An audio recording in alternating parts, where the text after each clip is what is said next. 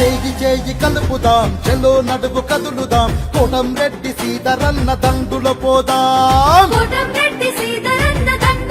అరెరెరెరె కథం కథం తొక్కుదాం, పదం కలిపి పాడుదాం. నెల్లూరు రూరల్ నియోజకవర్గంలో సౌత్ మోపూర్ గ్రామానికి సంబంధించి వైఎస్ఆర్ కాంగ్రెస్ పార్టీ నాయకులు రాపూరు రవికుమార్ గారు ఈరోజు తెలుగుదేశం పార్టీలో శివారెడ్డి గారి సమక్షంలో పార్టీలో చేరడం జరిగింది.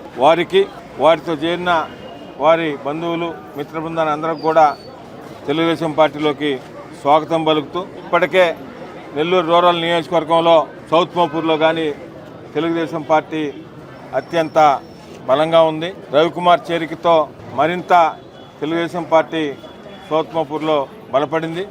రాబో ఎన్నికల్లో ఈ ఆంధ్రప్రదేశ్లో ప్రస్తుతం ఉన్న వైఎస్ఆర్ కాంగ్రెస్ పార్టీ ప్రభుత్వానికి స్వస్తి పలకడానికి ప్రజలందరూ కూడా ఎప్పుడెప్పుడు ఎలక్షన్స్ వస్తాయని ఎదురు చూస్తున్నారు.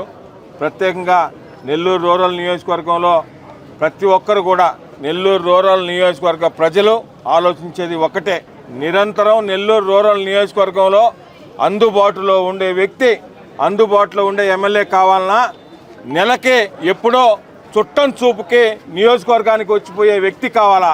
5 సంవత్సరాల పాటు నియోజకవర్గం ప్రజలకి అన్ని వేళలా, అది కరోనా అయినా కరోనా లేకపోయినా, కరెంట్ అయినా, డ్రైన్ అయినా, త్రాగునీరైనా, సాగునీరైనా, ఏ సమస్య అయినా పిలిస్తే పలికే ఎమ్మెల్యే కావాలా, లేదంటే 5 సంవత్సరాల్లో 30 రోజులు అందుబాటులో ఉండే వ్యక్తి కావాలా అని నెల్లూరు రూరల్ నియోజకవర్గ ప్రజలందరూ కూడా ఆలోచిస్తున్నారు.